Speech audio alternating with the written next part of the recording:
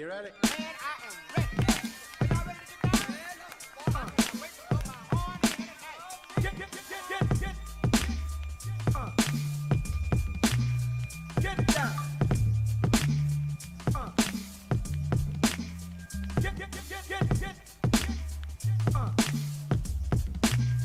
Get down. Hi folks, Jason here. In this short video I'm going to be going through a tutorial looking at how to export your animations from Maya using the Maya renderer and then importing those files into a thing called ezigif and basically turning your footage into a movie. So without further ado, let's get going.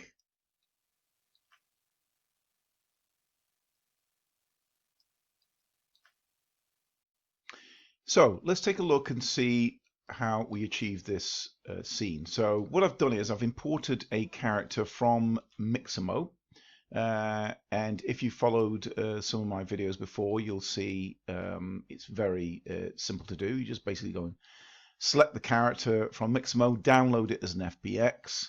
I've then imported it into Maya and I've created this base for it. And it saves the animation on there as well. So let's just stop it a second and let's just have a look at some other elements. So you'll see here, although I've got them hidden at the moment, I've got, if I just go over to here, I've got some lights in there, of course, which you can see. I've got a spotlight in there and I've got a point light as well. And I think I've got another light over here and I've put a color on there. So let's just expand this out a little bit. Just click on that. So you can see there I've got there, and you can play around with the intensity and things like that. Again, you know, this video is for people who are already sort of familiar with Maya. So if you are not that familiar, then perhaps you might want to just go and refresh and have a look at some previous videos. So we've got some lighting set up there, and also we've got this spotlight, and we'll come back to this in a minute because this is what's going to give us our shadow. And then we've just got another light there as well. So basically, in order to kind of set this up, essentially that's what you need to do. In terms of the shadow, so if I just play that now, you see that's got a very kind of cool shadow. You can do that basically by doing the following. You need to have the spotlight selected. So you just get a spotlight, go to create, go to lights, and just create a spotlight, and then you'll need to position it. And then with that selected, you need to go to the attribute editor, and you'll see there I've got the spotlight. I've just got like a standard color on there. Of course, you could change the color to whatever you want, play around with the intensity, things like that. But in order to create the shadow, we'll need to go down to where it says depth map shadow attributes. You'll need to tick that. So it might be that it's unticked. Yeah, you'll need to tick it. Now, generally speaking, it's set at default standard. So, you know, things like the resolution. You've got things like filter size. Now, some of this you won't need to touch, but basically, if you follow this video and follow the settings that I've got here, so filter size, the bias, fog shadow intensity, and fog shadow samples, keep all those the same. And that's pretty much it. You can play around with some of these things as well. So, you know, if you wanted to, you could. It's probably not having much of an effect there at the moment. If I just go up to, where are we? Go up to the resolution, you can see there now. I'll just zoom in. So you can play around with this to kind of get either kind of quite sharp shadows. So you see their resolutions, that's quite high. If I now go play, you'll see there now it's quite defined. It looks okay, but it's I mean, it might be okay for what you want. But I wanted something a little bit more natural. So that's where, you know, go in and sort of play around with, you know, play around with the, you know, a lot of these settings where you can kind of have sort of quite sort of a naturalistic sort of. So that's on about, where are we? That's at about 128. I think that's where I had it before, and just seems a lot nicer. It's a lot softer. It's kind of more in tune. It doesn't sort of detract you away from what the character's doing. And that's pretty much it really for that. So as long as you follow those steps with the lights, and again, you can pause this video if you want to just make a note of some of the settings, but they're all fairly standard. Things like the cone angle, you can play around with these things here if you want to change the lighting. The penumbra angle as well, and also the drop off. So the drop off will, if I just take some of these back, you can get like quite a sharp edge. And again, it doesn't look so nice. It's a little bit too hard on the edge. So this is where you really want to play around with some of the settings here and create some really nice soft lighting. If you want all the lighting set at once, you'll see if I go to lighting, I've got use all lights. What this will mean is that whatever lights you bring in, it'll leave them on. If you use default lighting, which is what it's generally sort of set at, you won't see any shadows, you won't see any lighting. If you go to, say, use selected lights, like that, for example, that's all you're going to see, and you're not going to see the other two. You could select them both by holding Shift and select. Probably the best thing to do, though, is to go to use all lights, and it'll bring all the lights into play. And there you are. So that's what the spotlight does. And again, you can play around with some of the settings of the other ones. So that's it for this part of the video. In the next part of the video, we're going to be looking at exporting our image or our animation out of here and putting it into a folder ready to put into ezigif. So I'll see you in the next part of the video, folks. Thanks for watching. Bye for now.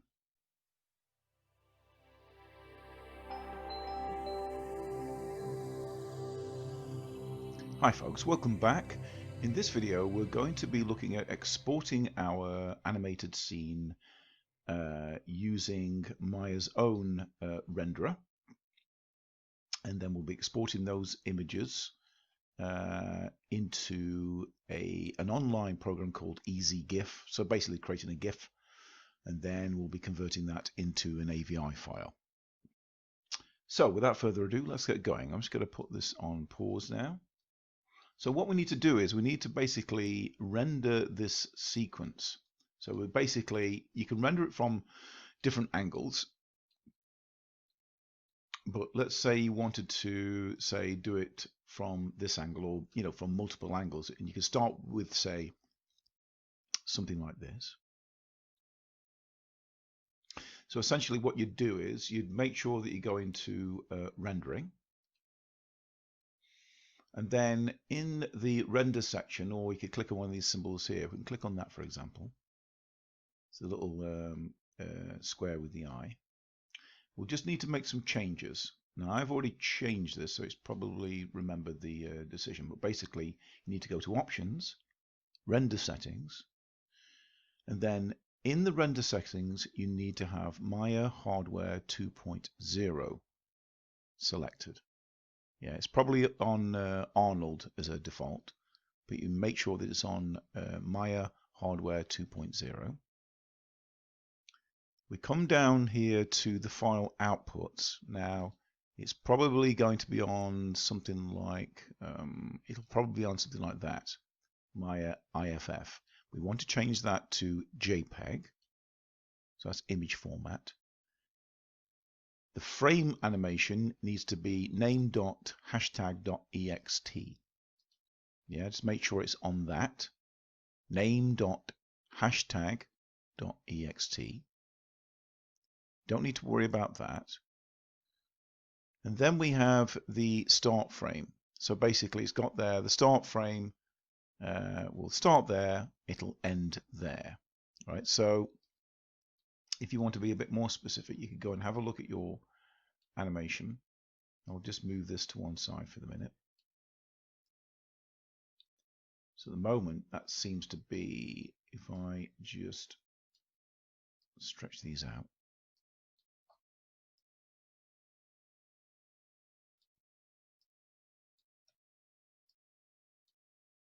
it runs at, seems to be about 179 frames.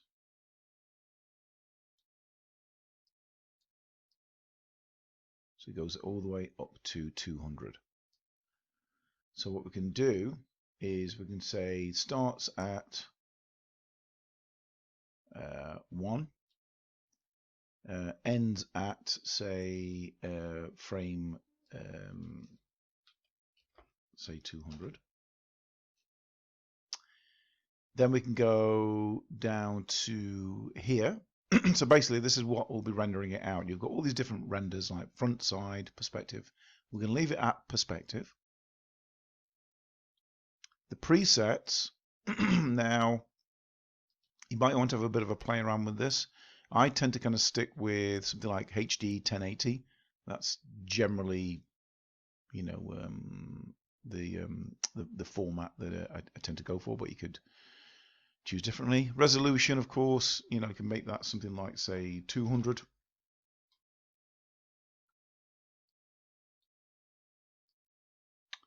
And the other parts of this you shouldn't need to deal with.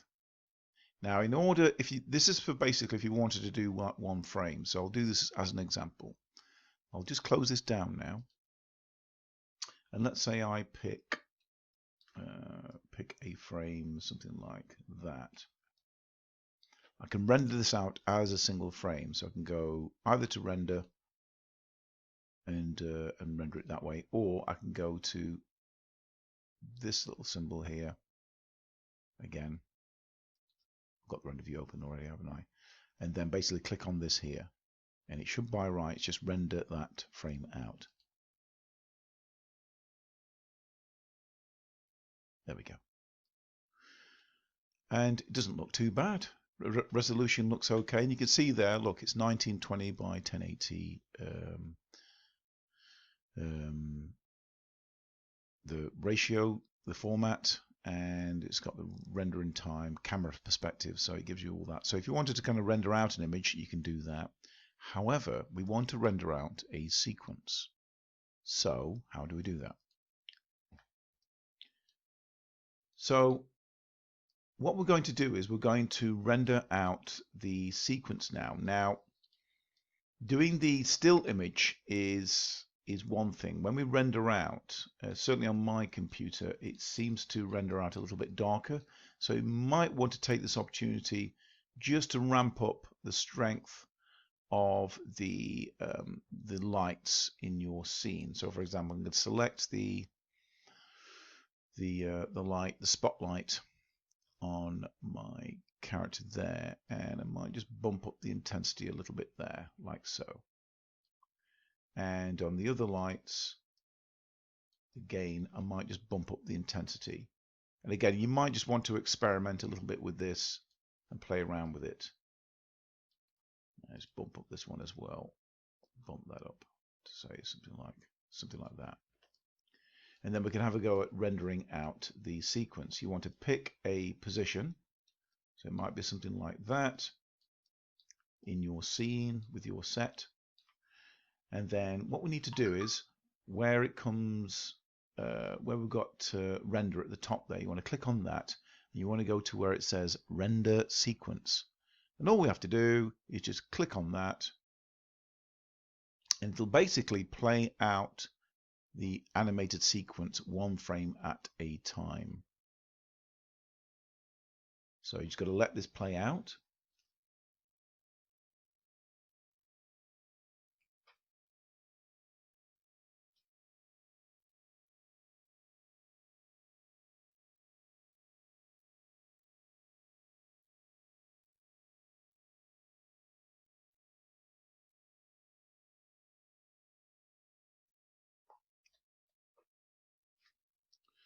Okay, so that's rendered all of those out. Now we need to go and see where the files are. So what I'm going to do is I'm going to go back down to my folder. There we go. And you'll see there. So basically I've already got this open with all the files. I'm just going to double click on one of these and just see how it came out.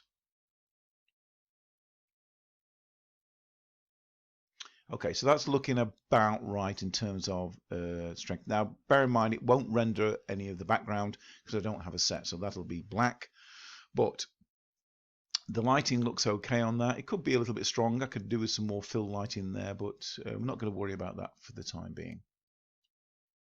If you're struggling to find your files, again, you just need to go and have a look at the render.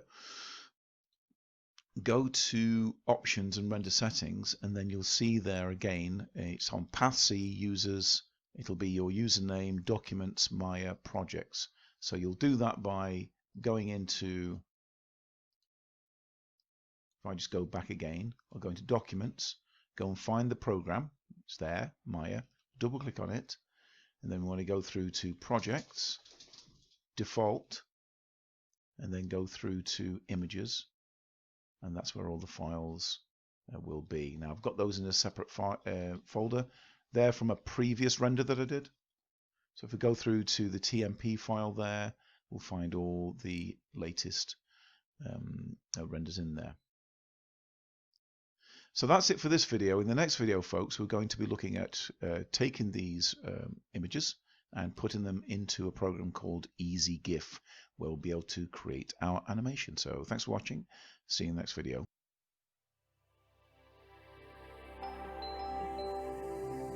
Right, so welcome back to the third and final video in this series of tutorials. So as you can see here, I've already loaded the character into this program called ezigif.com. You can find this online. No need to download. You just basically upload your images on there. As you can see there, I've got the final kind of GIF from my uploads. So how did we arrive here? So first of all, you'll need to go to ezigif.com. I'm going to go through to where it says GIF Maker. And what you do essentially is you go through to Choose Files. Now this is where you need to go and find your folder again. So if you have difficulties, it's basically you need to go to Documents, go through to Maya. Let's just stretch this out a little bit so we can see. So Maya, double click on that. You need to go through to Projects. You need to go through to Default. And then you need to go through to where it says Images. And then in Images, you'll see the little folder there. They're just from a previous render that I did. And then you can see there, just go and select each one, and it should, by rights, just play it out in sequence. All 200 of them. Okay. Right, so if it all looks present and correct, what you'll need to do is you go back to the top, click on the first one. I'm going to scroll all the way down until we get to the final image. Shift and click to select, and then go open. And then all we need to do is just go upload and make a GIF.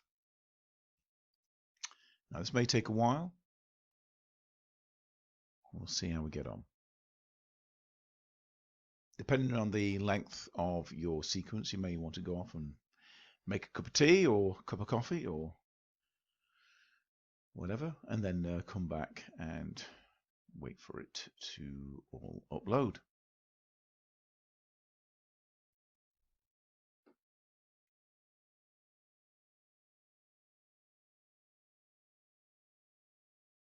There we go. So we've got all of our images on there. All looks good. Then the only thing we need to do next is go through to where it says make a GIF. Click on that.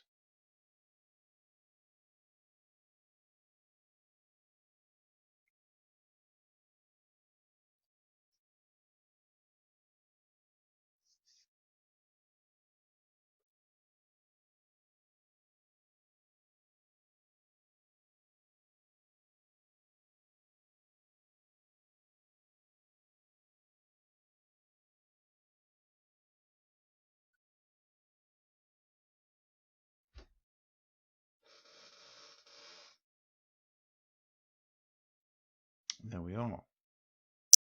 Now, usually when it uploads, it plays at a fairly slow speed. If you go down to the bottom here with your middle mouse, you'll see here, it gives you some guidelines about how to adjust it and all the different file types.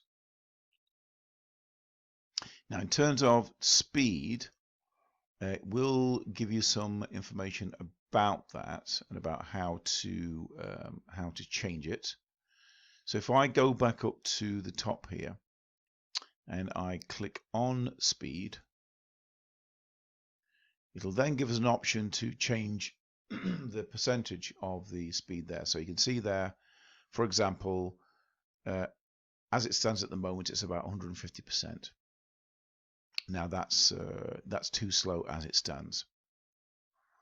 And it says here, entering 200% will make the animation run 2 times faster. 50% will cause it to slow down. So, it works various ways. Now, I would say, you want it to kind of be as smooth as possible, so it needs to be faster.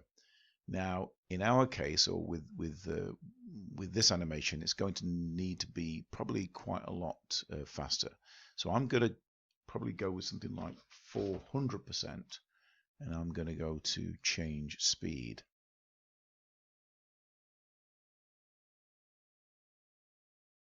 Just give it a second, because I think it's probably just going to need to just recalibrate. See what it does.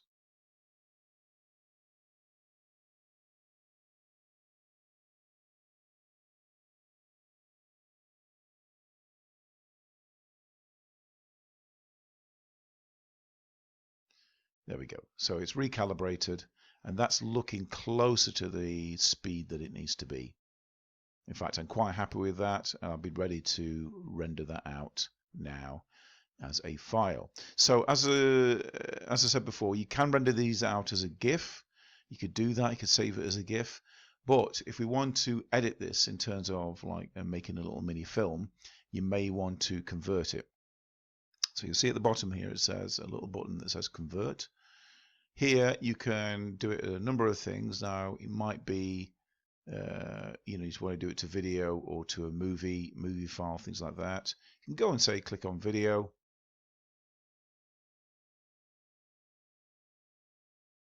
And it'll give you the option there to convert the GIF to an MP4. Click on that.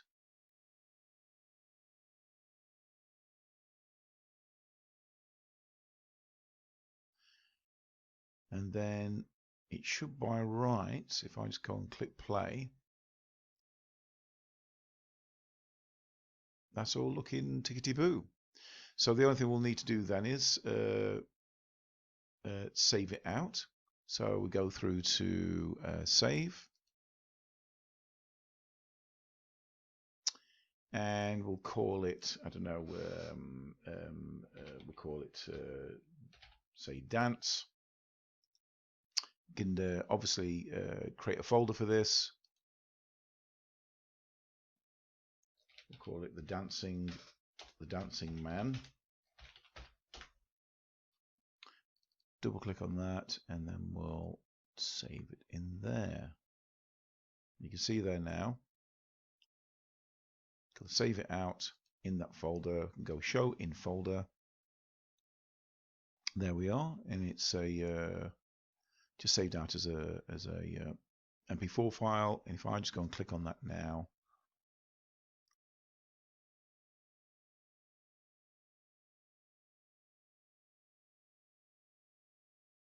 and I'll just click off that, and then we'll go and hit play. Oh, there we go. It's playing it automatically. And there we have it. That's pretty good quality. Looks good. Looks like it's rendered out. Rendered out okay. And that's pretty much it, really. So that's it for this video, folks. I'm going to be doing another video where I go through the process of exporting the animation or importing it into Unreal, and we're going to light it in there and render that out too. So stay tuned for that. In the meantime, hopefully you found this video useful, and thanks for watching. If you're watching this on YouTube, by the way, be sure to give me a like, leave a comment, subscribe, and I shall see you in the next video. Okay, that's it, folks. Thanks for watching. Bye for now.